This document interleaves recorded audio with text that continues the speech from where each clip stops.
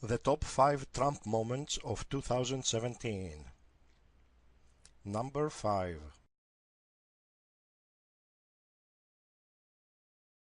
First of all, the problem as it was revealed in 2014. Criminal charges are possible in the veterans' health care scandal, according to the VA's Inspector General.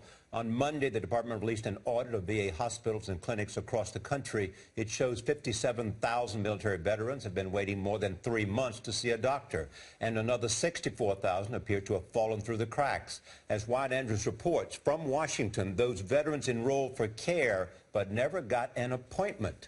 Wyatt, good morning.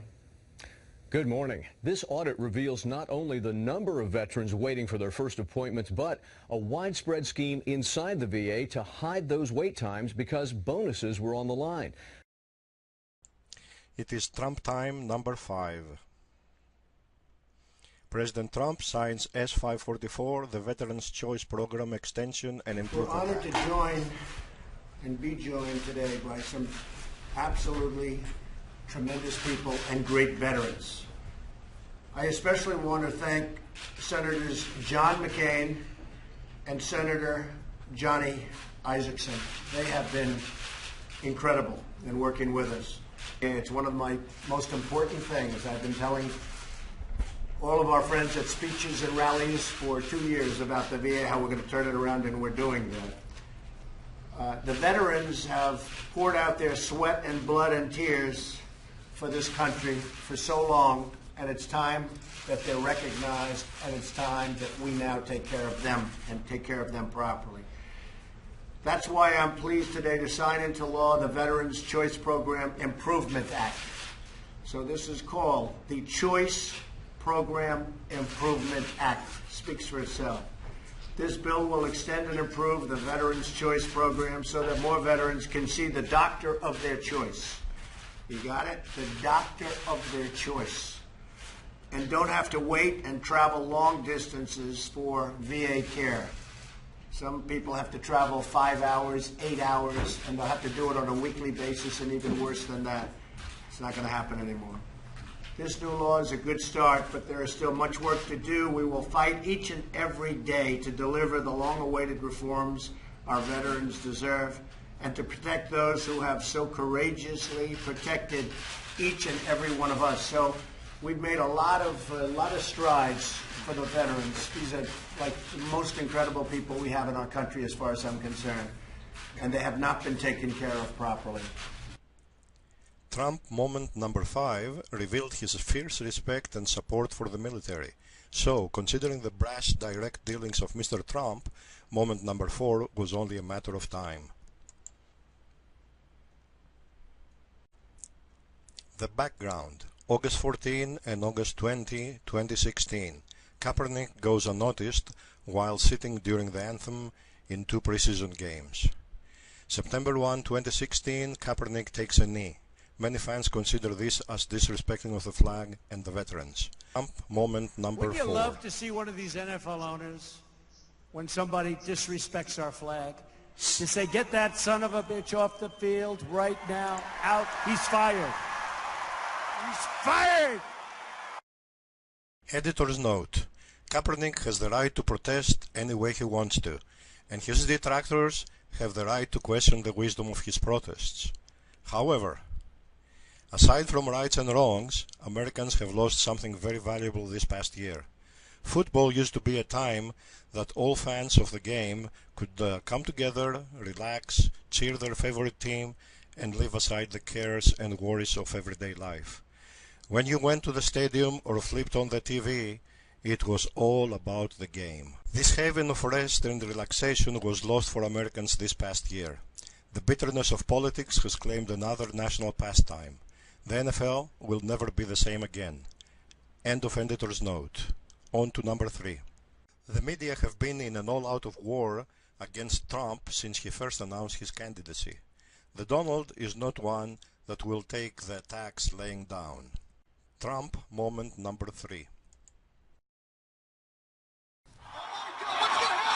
Tonight, President Trump escalating his war on the media, tweeting a mock video showing him outside a wrestling ring, tackling and punching a man with the CNN logo covering his face. During his first year as president, Trump has been unable to unify his party even on slam-dunk conservative issues like repealing Obamacare.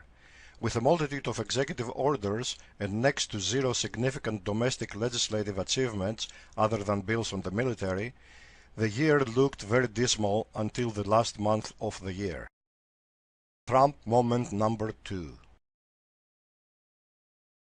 As you know, we had the largest tax cuts in our history just approved, and I was going to wait for a formal signing sometime in early January, but then I watched the news this morning and they were all saying, will he keep his promise? Will he sign it by Christmas? You were one. But will he sign it by Christmas? And I called downstairs. I said, get it ready. We have to sign it now. We were going to wait till January 7th or 8th and do a big formal ceremony. As you know, $3.2 trillion in tax cuts for American families, including the doubling of the standard deduction and the doubling of the child tax credit. The typical family of four earning $75,000, we see an income tax cut of more than $2,000. Because we're signing today, they're going to start to see that in February. The corporate tax rate, as you know, will be lowered from 35% to 21%. That means that more products will be made in the USA. A lot of things are going to be happening in the USA. We're going to bring back our companies that they've already started coming back. Something very important to me, the family farmers and small business owners who lost their business because of the estate tax, most of them won't have any estate tax to pay. Businesses will be able to deduct 100% of the cost of their capital investments in the year the investment is made. That's called expensing. In addition, we have ANWR. We're opening up ANWR for drilling. They've tried to get that for 40 years. They've tried to get that even during the Reagan administration. They could never get it. That alone would be a big bill if that ever happened, but that's even part of this. And we have, of course, the individual mandate, which is a very unfair and very unpopular provision, as you know, in Obamacare. Essentially, I think it ultimately leads to the end of Obamacare. It's essentially, I think Obamacare is over because of that, and we're going to come up with something that's really going to be very good. So this is the bill right here, and we're very proud of it. Thank you all.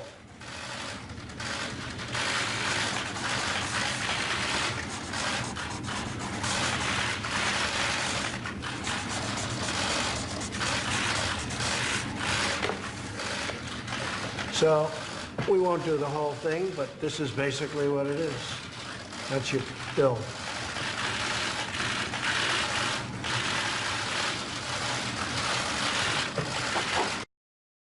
The background for Trump moment number 1.